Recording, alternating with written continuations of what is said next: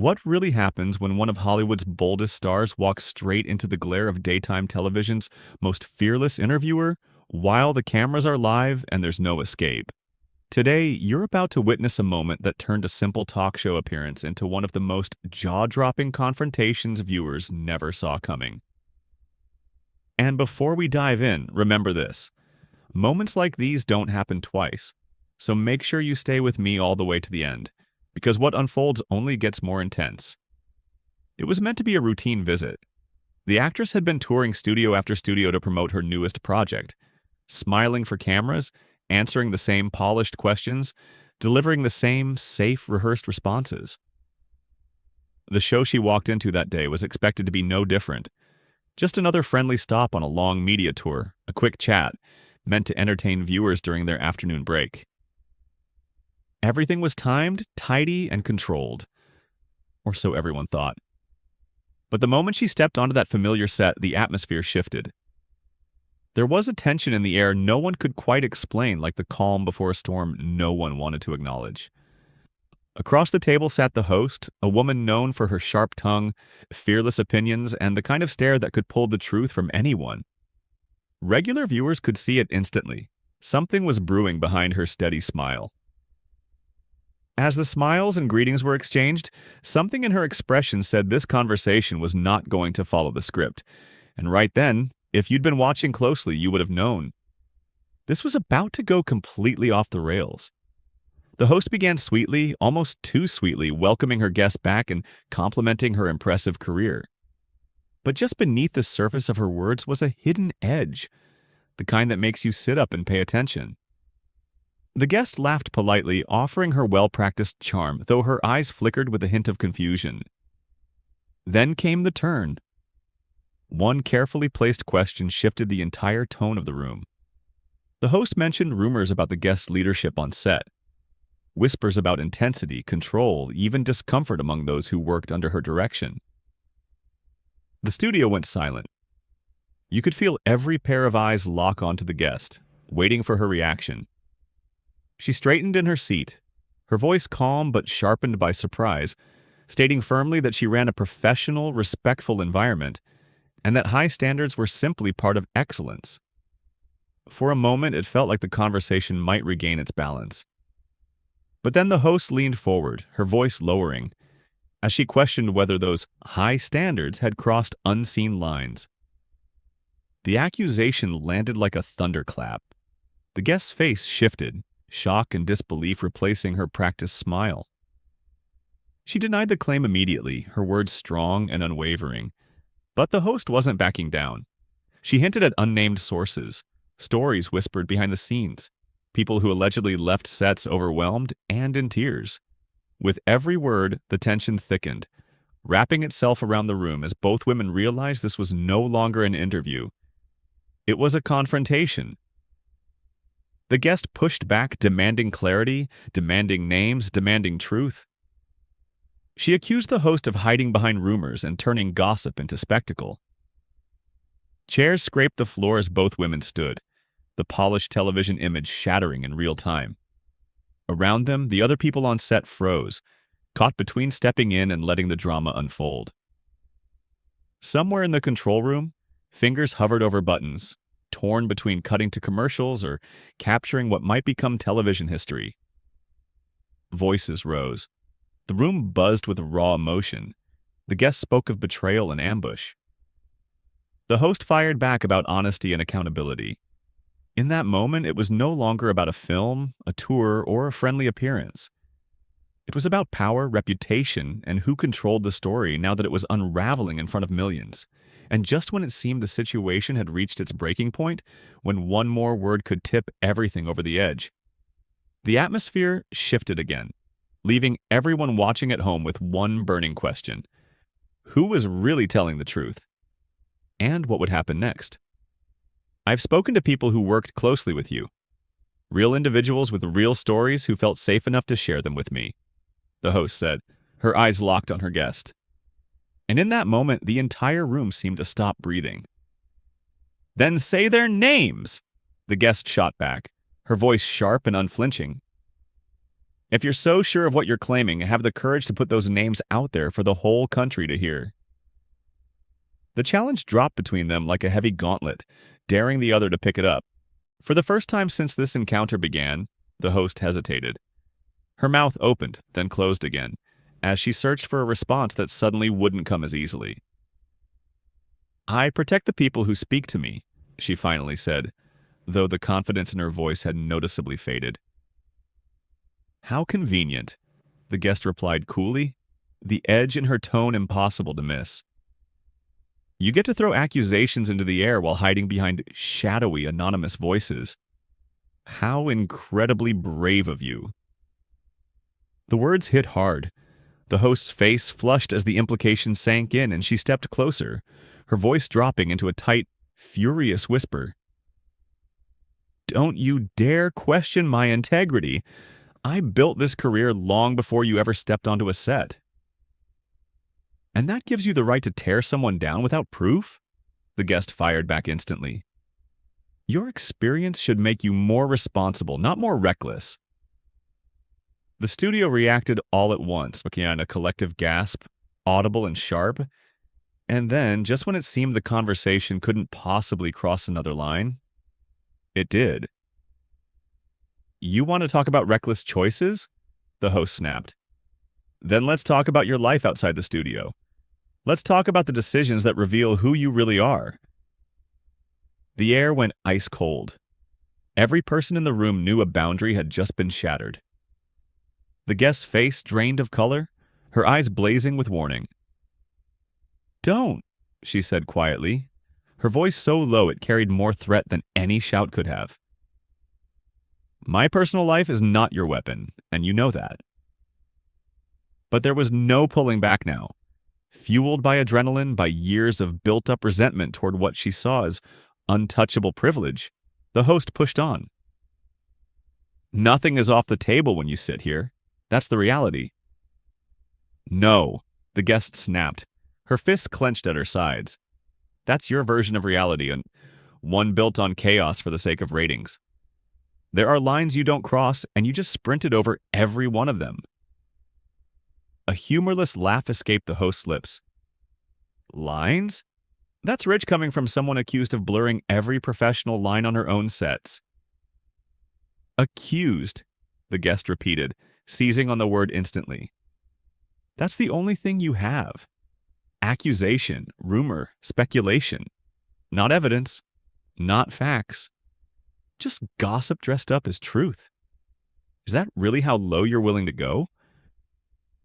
The question cut deeper than any insult. For a split second, the host seemed to actually think about it. The room fell eerily silent, so quiet you could hear the faint hum of the studio lights above them. "My goal," she said slowly, "is accountability. Something your entire industry seems to avoid."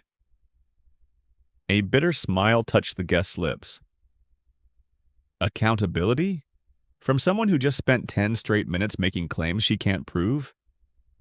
If we're talking about accountability, maybe we should start with the way you're behaving right now in front of everyone."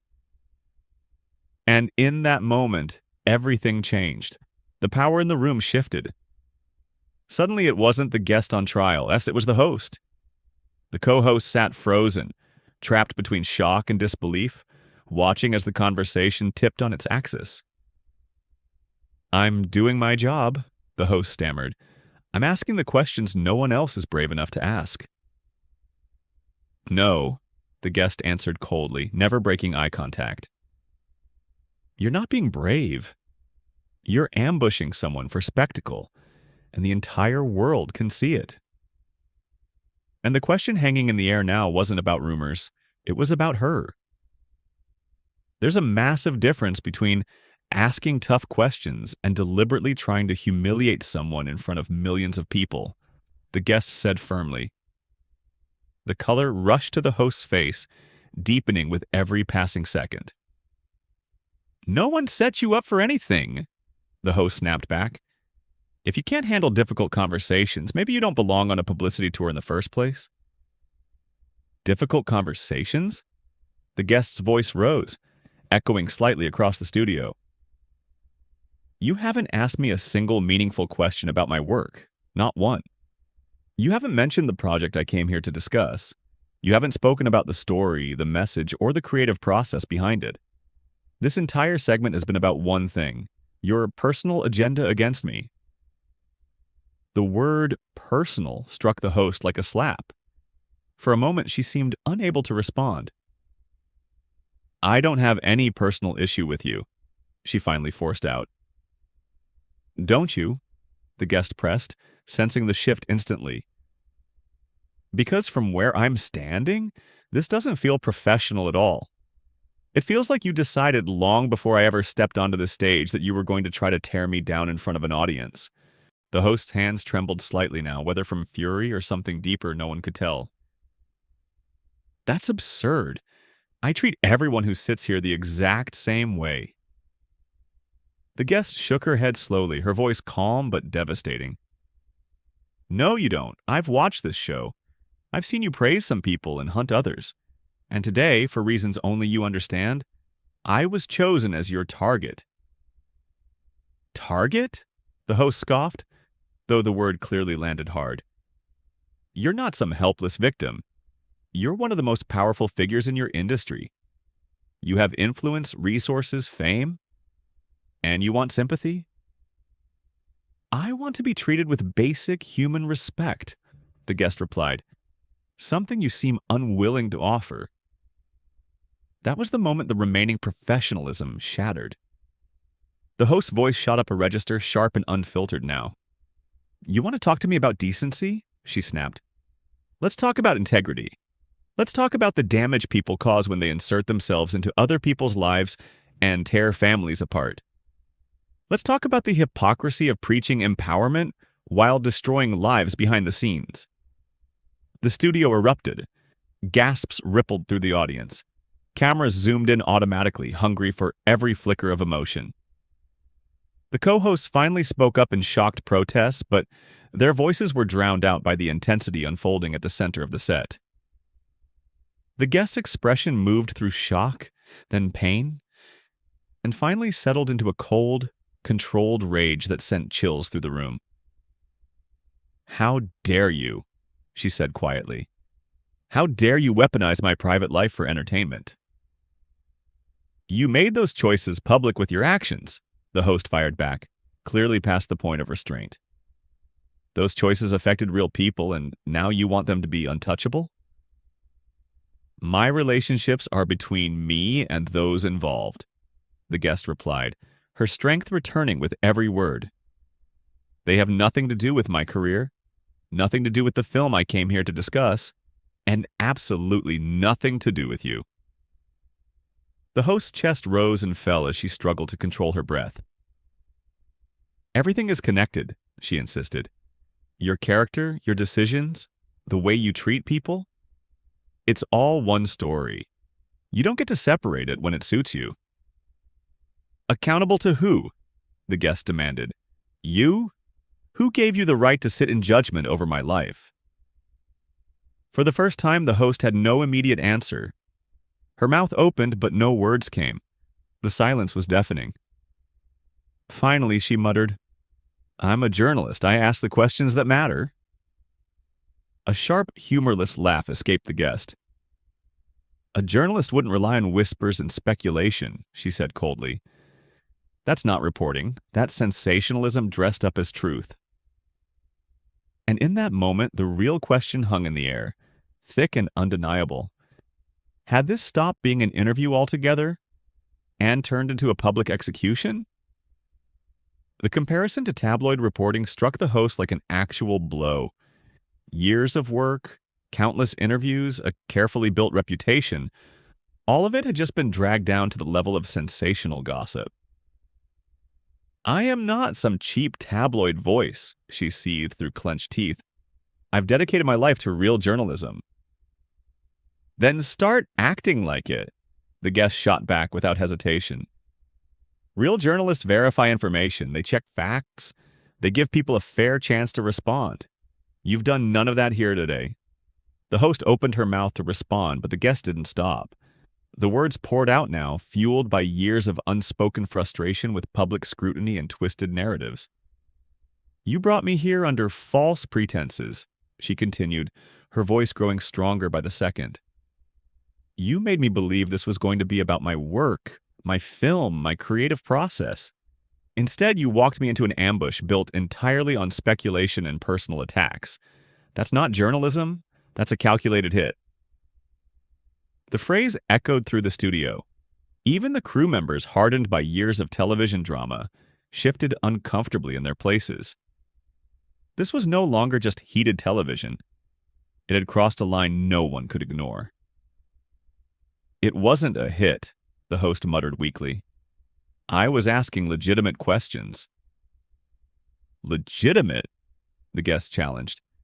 "You haven't asked a single question about my directing, my art, my message, or the story behind the project I came here to share. Not one. Every word out of your mouth has been personal, hostile, and unprofessional." The change in the host was unmistakable. The confident fire she had started with had burned down into something shaky and uncertain. Maybe we just got off on the wrong foot," she said quietly, her voice almost unrecognizable now. "The wrong foot?" the guest repeated in disbelief.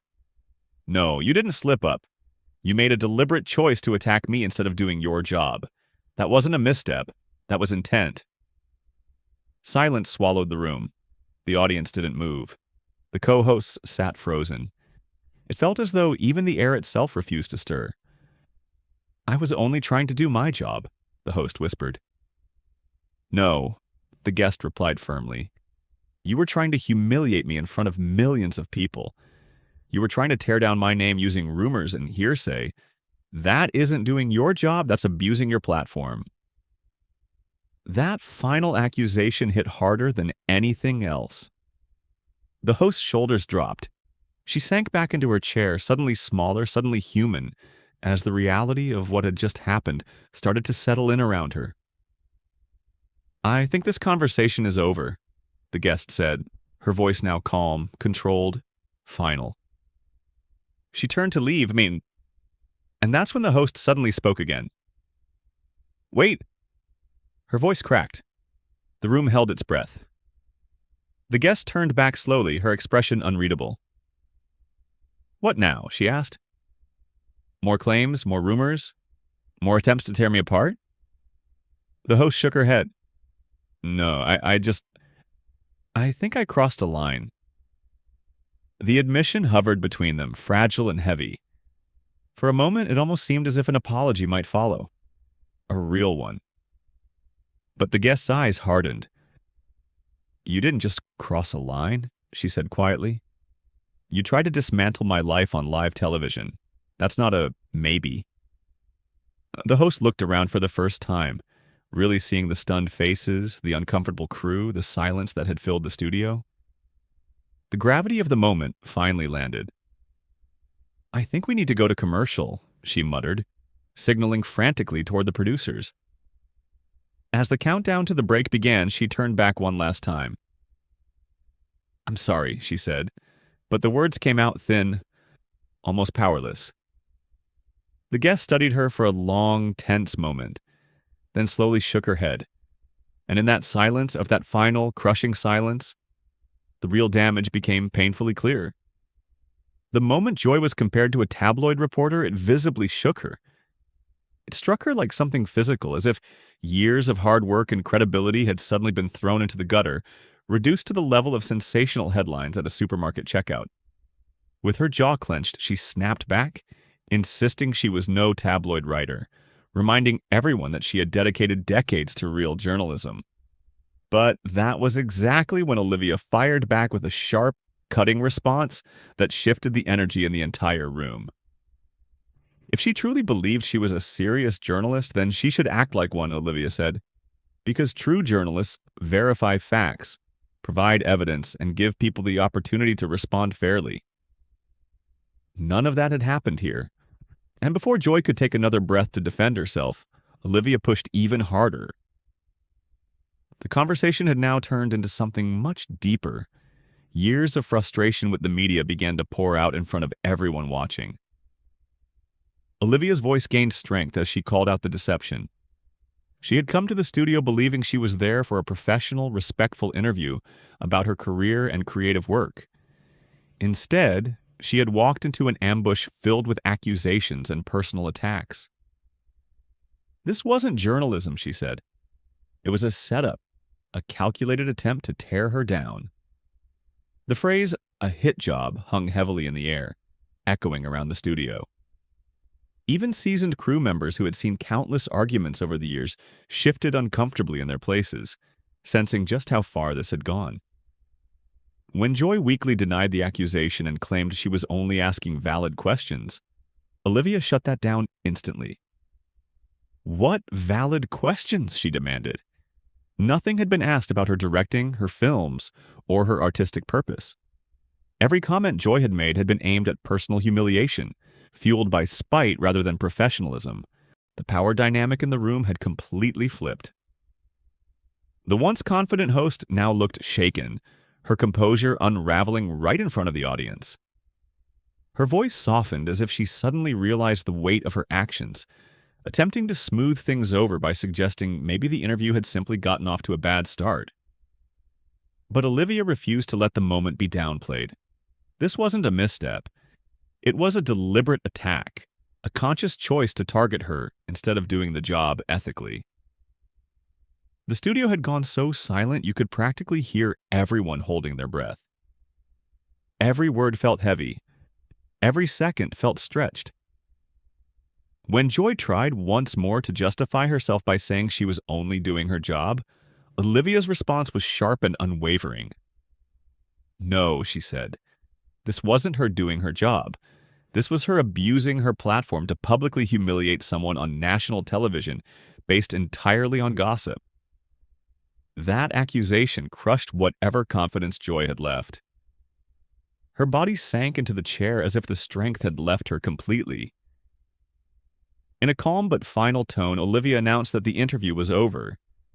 She turned to leave, but Joy's fractured voice stopped her. When Olivia turned back, her face revealed nothing. No anger, no sympathy, just raw, controlled clarity. She braced herself for more attacks, but instead Joy quietly admitted she may have made a mistake. The admission floated in the air like an attempted surrender. For just a moment, it seemed as if an apology might be coming, but Olivia wasn't about to let the gravity of the moment be watered down. 20 minutes of character assassination on live television could not be erased with a simple maybe. The magnitude of the damage had already been done. Only then did Joy truly look around and take in what she had caused. The shocked faces, the frozen audience, the tense atmosphere. It all came crashing in on her at once. Softly, almost to herself, she said she needed a break and urgently signaled for the cameras to cut. As the floor manager counted down, she turned and quietly apologized to Olivia. But by then, the words felt empty, inadequate, too late to matter. Olivia held her gaze for a brief moment, her eyes saying everything her mouth did not. And then she delivered the final blow. Joy wasn't sorry for what she had done, Olivia explained. She was only sorry that Olivia had refused to sit there and accept the abuse in silence. And with that, Olivia turned and walked away, her heels echoing through the silent studio as she disappeared behind the curtain. Joy remained seated alone at the table as the cameras finally cut. The air in the room was suffocating, broken only by the quiet murmurs of a crew unsure of what to do next. The co-hosts exchanged stunned looks. They had witnessed tense moments before, even career-damaging ones, but nothing came close to what they had just seen. What started as an ordinary promotional appearance had transformed into one of the most intense confrontations in live television history. Two powerful women had climbed it in front of millions, and when it was finally over, neither of them would ever walk away unchanged. But now the question is, what did you think of this explosive moment? Have you ever witnessed anything this raw, this intense unfold live on television? Share your thoughts in the comments below, and if you want more unforgettable celebrity stories and behind-the-scenes drama, make sure you subscribe and stay tuned. And tell me, What other celebrity confrontations would you like to see covered next?